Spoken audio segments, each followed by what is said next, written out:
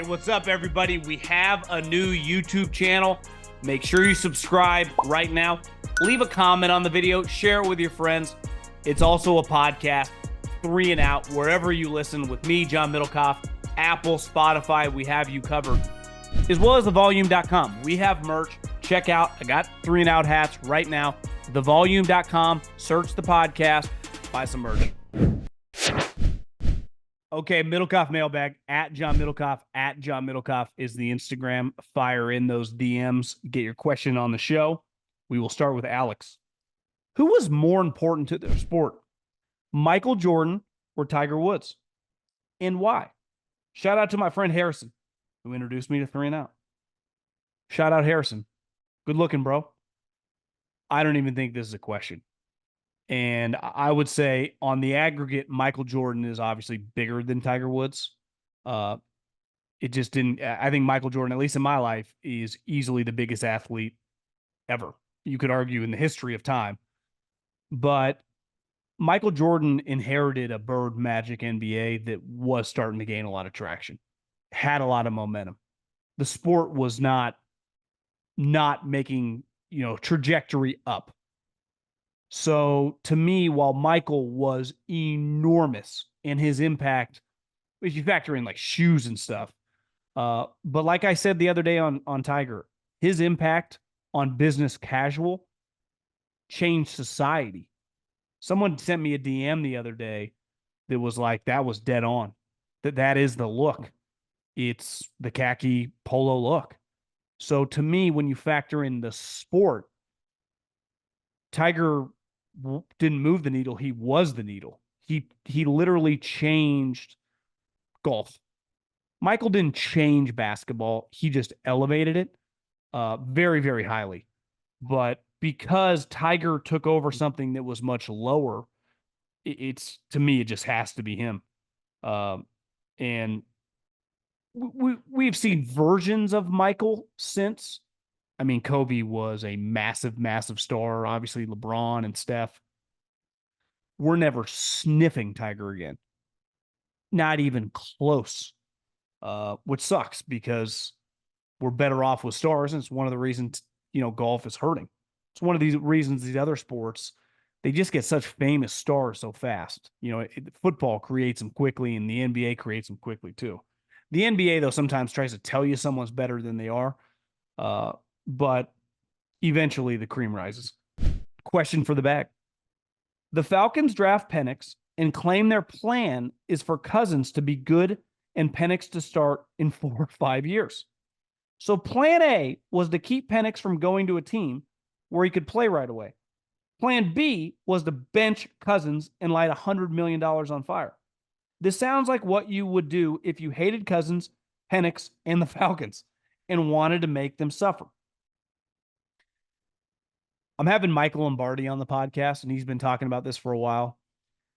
The whole point of a front office, like all these scouts right now, the draft just ended. They will start like diving in headfirst to the prospects this fall right now. Writing reports, getting initial information right now.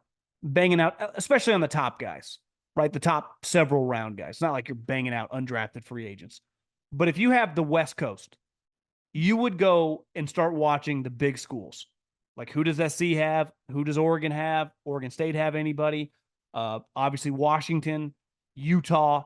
You would start gathering and you've watched them a little bit, but like studying them right now. So the process, and then you start funneling names to your GM. Literally during OTAs. You're like, hey, check out this guy. So he, in the offseason, can start watching those guys. To have Penix just crop up on you, it would just felt like they were flying by the seat of their pants. Here's what I will say. A lot of reports, not Penix, but Cousins is mad. You don't get to be mad when you take the most money. When you become a mercenary, eventually the team doesn't care about you like you think they should. Because they go, that's what the money's for. You don't get to dictate all the terms. We gave you $45 million a year. Tough shit. Suck it up. He's like, well, Minnesota was just transparent with me. They said they were going to draft a quarterback. You guys never said shit. Yeah, we don't owe you that. That's what the money's for. And I do believe that. Like, I don't think Atlanta should worry about Cousins like being mad at them, but it does impact their locker room. So it's tough. It's kind of a double-edged sword. Like, suck it up, bro. You're 35, 36 years old. You've made $300 million. We're about to pay you 45 a year. Play well. But also, like, you're pretty dependent on his mental capacity or mental headspace for your team. It gets back to, why would you want to put him in a weird mental space? It just feels like poor team building. It really does. I've said it all along. If you could have a redo, right, a mulligan, as we like to call it on the golf course, the Atlanta Falcons would have signed Christian Wilkins and like a Gardner Minshew, and the Raiders would have signed Kirk Cousins. And everyone would be happy. Be like, yeah, the Raiders. Devontae, Bowers, Crosby, they might got a little something. Instead, Raiders have Minshew and the Falcons have Cousins and Penix.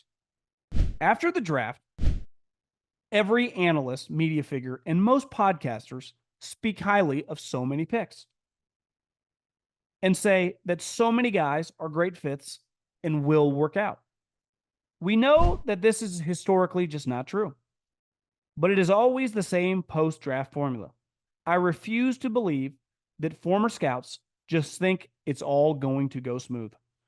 If you had to pick a couple guys from the first round where you say, nope, this guy won't be getting a second deal with this team, whether due to fit, coach, player, etc., who would those guys be?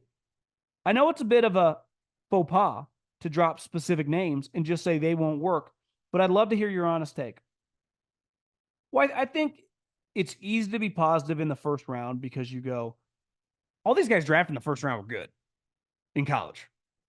I mean, really good, right? Michael Penix, Caleb Williams, Jaden Daniels, Malik Neighbors, Rome Odunze, Latu, Byron Murphy. Like, all the players were fucking sweet on Saturday. Some are a little better than others, but let's face it. If you just look at the list, all of them, all conference, all American, dominating for playoff teams or conference champion teams. Like, none of these guys, it's easy to go like, God, the Broncos signed McGlinchey, right? He's like, did you watch his tape last year? But you can't really say that. You could, Nate Wiggins is a little small. But you watched him at Clemson, he was kicking ass and taking names. So I think that's where it's fair to go, like, these guys are all really good players. A big reason guys don't work out is because of, like, fit or coach or organization. So you got to pick the quarterbacks. You'd go, like, historically running quarterbacks can be pretty hit or miss. I like Adam Peters and the organization, but you'd say you're depending on Cliff Kingsbury? That's who you're depending on. That's pretty risky. I can see that one going sideways. 1 year wonder. Drake May needs a lot of work. We need to break down the fundamentals and get his feet and upper body in sync. Well, Belichick, Bill O'Brien, and Josh McDaniels will do that. Well, actually, it's Gerard Mayo and Alex Van Pelt. I can see that one going sideways pretty fast, right? The Penix situation. It could just, what if Cousins just plays 3, like, what are you doing? Where are you at? What if he just doesn't play? Now, I would be stunned if he doesn't play earlier than later. I would say the receivers, Malik Neighbors. He's a speed wide receiver going to a team that no quarterback, and their starting quarterback coming off an ACL, I think we all agree, isn't very good. And not exactly Mahomes and Josh Allen throwing bombs. That could be a disaster. Latu, who is a stud. If he's healthy, he's going to dominate. 2 years ago, like, Penix had injuries that no one ever said you'd never play again. He just had to rehab and get back on the field. A doctor literally looked at him and said, you need to retire because your neck is that messed up. Not like your ab or a quad or something that's degenerative. Your neck. He plays defensive line where you literally hit your neck on an offensive lineman or running back or tackling whoever every single play. Not even just in the games, in every practice. Your neck is in a collision. I like the pick. I like the Colts, but that's a little scary. I mean, that's really kind of scary. And then all these corners, the Eagles corner was pretty legit. But the other guys, I mean, Kool-Aid had a down year. What's his name that the Lions took? Terrion Armstead, who I think said that it was a coin flip between, I think, didn't the Lions take him? Maybe speaking out of turn. Brain's not exactly working. But it was a coin flip. The Raiders taking him at 13, and Antonio Pierce came out and said that's BS. We were always going with Bowers. I think a lot of teams, when they talk to a guy, they're just being nice. Like, listen, we liked you a lot. It was a coin flip. That's like, hey, I liked you a lot. I'm just not really in the mood for a relationship. You're just trying to be nice to the other person. But I think a lot of top 15 guys cannot work out. You know, Marvin Harrison, what if just Kyler keeps getting hurt? What if Kyler got hurt again? He's been hurt multiple times in his career. Watch Larry Fitzgerald, who's one of the greatest players ever at that position. Larry Fitzgerald in his prime, all-time great. Had countless years where he's just playing with nobodies. So I've kind of been talked out of the Joe Alt. Everyone I know feels good about his ability to bend at 6'9" or 6'8". And if Harbaugh likes you, if Harbaugh likes you as an offensive lineman, I believe you. So hopefully that was enough guys to crush right there. And again, I say it all the time. I'm actually much more comfortable crushing coaches and front office people than I am players because I respect it's way harder. Now, it's hard to be a coach, just in time. You spend a lot of time in the office, but just because you spend a lot of time doing something doesn't mean you're any good. If you play in the NFL, definitely if you get drafted in the first round, that is an incredible accomplishment. That your friends, like I can become an offensive coordinator because my friend becomes the head coach. Or I can become a defensive line coach in the NFL because a guy I've known forever becomes the defensive coordinator. Doesn't mean I'm actually any good. You can't luck into being the 8th pick or the 12th pick or the 30th pick or the 50th pick. You have to do that on your own. And even if you play in the NFL and struggle, like how many humans that play in the NFL? It's not easy. So I have a lot of respect, even for guys that don't live up to the hype or fail. Now, if you fail like Jamarcus, because you're drinking the purple syrup, whatever they called that. What was that drink? The purple drink. And or Johnny Manziel, you're bragging about doing blow and hanging out in Vegas the night before games because you just, took off. Like, I don't respect that. But if you're legitimately trying and you're just not good enough, it's hard. But I have a ton of respect for anyone that plays in the NFL, that gets drafted in the NFL, that holds on, struggles like a fringe player. Like that shit's hard. Really hard. And it's cutthroat. Like they'll get rid of you at the moment's notice. I've been part of it. I've been in these meetings. Like you're kind of viewed as a widget. It's like, you're not good enough. Upgrade them. Cut this guy at the practice squad. Bring in this guy. Kicker's hurt. Oh, we need an extra roster spot. Get rid of that guy. The NBA playoffs are heating up, and so is the action at DraftKings Sportsbook, an official sports betting partner of the NBA. With same-game parlays, live betting, odds boosts, and so much more. Don't miss out as the NBA postseason winds down. And if you're new to DraftKings, you got to check this out. New customers bet $5 to get $150 in bonus bets instantly.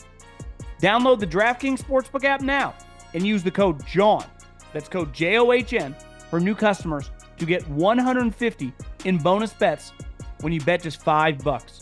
Only on DraftKings. The crown is yours. I listen to you every podcast and respect your insight.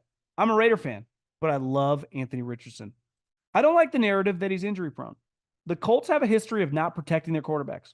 And I feel like if Irsay signed, Taylor Richardson would not have had to carry the load in the, I think you mean, sorry, you didn't put a comma here. If they would have signed Taylor, Richardson wouldn't have had to carry the load in the run game, and he could have had a good run at Rookie of the Year. He was running and passing because the franchise didn't protect him and sabotaged his rookie season. What do you like about that, or what do you think about that take? I don't know. His shoulder injury was one of the least violent tackles of his short career.